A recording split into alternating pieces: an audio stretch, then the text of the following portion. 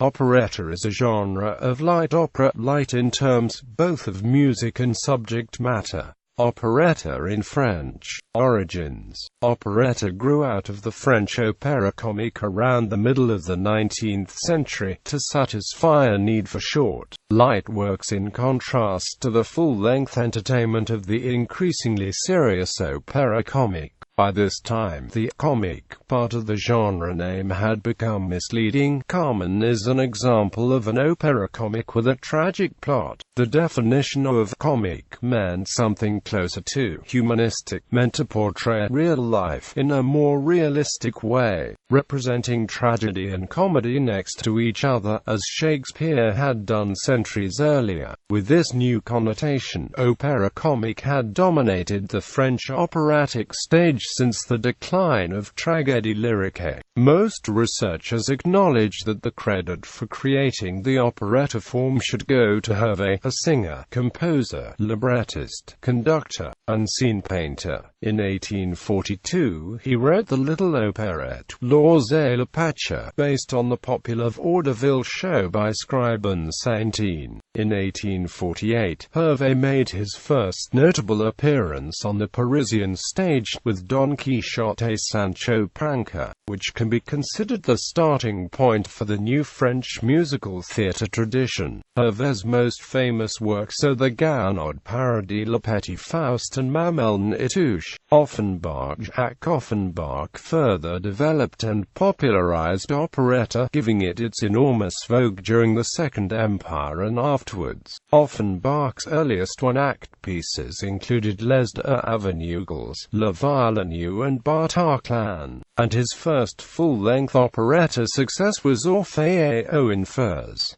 These led to the so-called Offenbachiad works, including Geneviève de Brabant 1859, Le Pont des Soupirs 1861, La Belle Hélène 1864, Barbe Bleue and La Vie Parisienne both 1866, La Grande Duchesse de Gerolstein 1867, Le Pericole 1868, and Les Brigands 1869. Offenbach's tradition was then carried on by Robert Planquet, André Messager, and others. What characterizes Offenbach's operettas is both the grotesque way they portray life, and the extremely frivolous way this is done, often bordering on the pornographic. Émile Zola describes the backstage and on-stage situation in the Théâtre des Variétés during the Second Empire in his novel Nana, which takes place in late 1860s and describes the career of operetta diva, courtesan Nana. The character was closely modeled after Offenbach's female star Hortense Schneider, and Offenbach's librettist Ludovic Halévy gave Émile Zola the details. Considering how Zola's Nana describes an Offenbach-style operetta performance in Paris, it is not surprising that the mostly male, upper-class audience crowded the various theaters every evening. Upper-class audiences in other cities like Vienna and Berlin longed to see these shows in their hometowns as well, which inspired worldwide performance of Offenbach's works.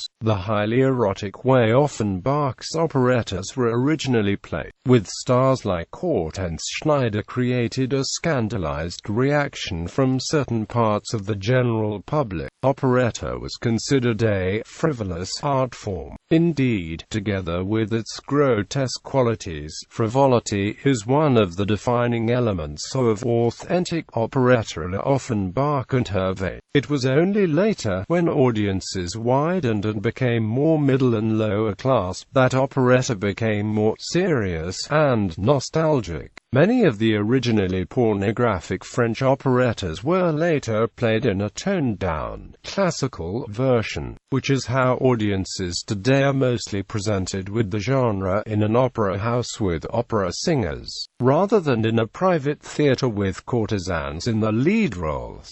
Operetta in German. Austria-Hungary. The most significant composer of operetta in the German language was the Austrian Johann Strauss II. His first operetta was Indigo und die Wesergraube. His third operetta, Die Fledermaus, became the most performed operetta in the world, and remains his most popular stage work. Its libretto was based on a comedy written by Offenbach's librettists. In all, Strauss wrote 16 operettas and one opera, most with great success when first premiered. Many of his lesser operettas are now largely forgotten, since his later librettists were less talented and he often composed independently of the plot. Strauss's operettas, waltzes, polkas, and marches often have a strongly Viennese style, and his popularity causes many to think of him as the national composer of Austria. The theatre and Erwin never failed to draw huge crowds when his stage works were first performed. After many of the numbers the audience would call noisy for encores. Franz von Suppé, a contemporary of Strauss, closely modeled his operettas after Offenbach. The Viennese tradition was carried on by Franz Lehár, Oskar Strauss, Karl Zeller, Karl Milliker, Leo Fall, Richard Neuberger, Edmund Eisler, Ralph Benetsky, Robert Stoltz, Emmerich Kalman, Nico Dostal, Fred Raymond and Ego Hofstetter in the 20th century. Germany, in the same way that Vienna was the center of Austrian operetta, Berlin was the center of German operetta. Berlin operetta often had its own style, including, especially after World War I, elements of jazz and other syncopated dance rhythms, a transatlantic style, and the presence of ragged marching tunes. Berlin operettas also sometimes included aspects of burlesque, revue, farce, or cabaret. Paul Link pioneered the Berlin operetta in 1899 with Frau Luna, which includes Berliner Luft, which became the unofficial anthem of Berlin. His Lysistrata includes the song and tune The Glowworm, which remains quite popular internationally. Much later, in the 1920s and 1930s, Kurt Weill took a more extreme form of the Berlin operetta style and used it in his operas, operettas, and musicals. The Berlin-style operetta coexisted with more bourgeois, charming, home-loving, and nationalistic German operettas, some of which were called Volksoperetten. A prime example is Leon Jessel's extremely popular 1917 Schwarzwald Modell. These bucolic, nostalgic, home-loving operettas were officially preferred over Berlin-style operettas after 1933, when the Nazis came to power and instituted the Reichsmusikkammer, which deprecated and banned decadent music like jazz and similar foreign musical forms. Notable German operetta composers include Paul Link, Eduard Kuhneke, Walter Koller, Jean Gilbert, Leon Jessel, Rudolf Dellinger, Walter Goetze and Ludwig Schmidseder.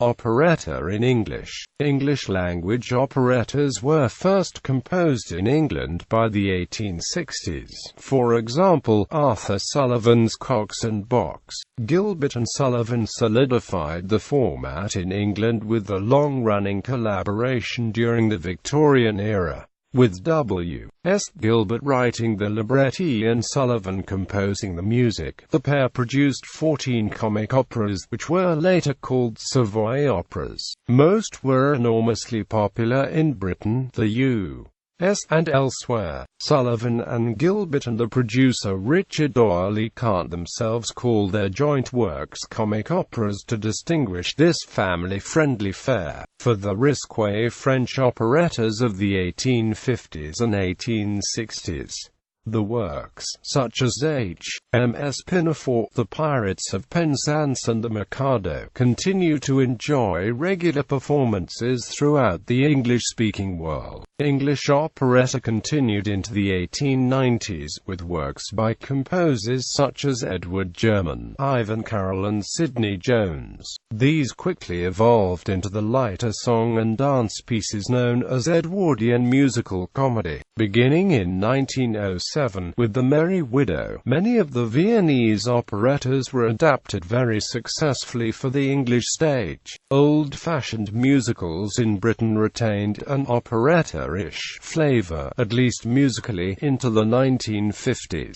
American operetta composers included Victor Herbert, whose works at the beginning of the 20th century were influenced by both Viennese operetta and Gilbert and Sullivan. He was followed by Sigmund Romberg and Rudolf Frimmel.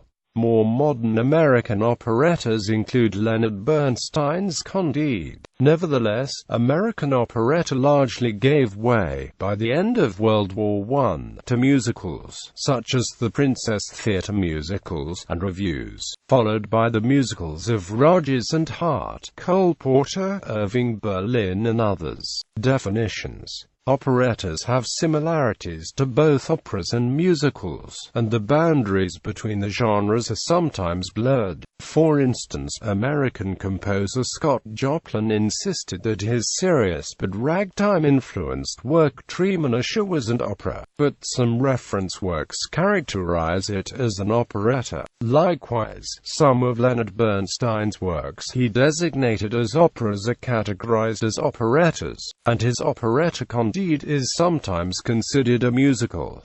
Operettas and operas. Operettas are usually shorter than operas, and are usually of a light and amusing character. Operettas are often considered less serious than operas, while an opera's story is usually believable and more relatable to its audience. An operetta aims to simply amuse. Topical satire is a feature common to many operettas.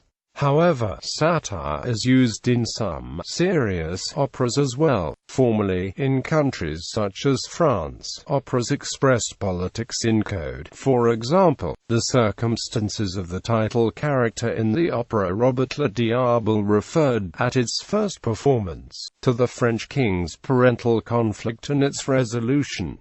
Normally some of the libretto of an operetta is spoken rather than sung. Instead of moving from one musical number to another, the musical segments, e.g. aria, recitative, chorus, are interspersed with periods of dialogue. There is usually no musical accompaniment to the dialogue, although sometimes some musical themes are played quietly under it. Short passages of recitative are, however, sometimes used in operetta, especially as an introduction to a song.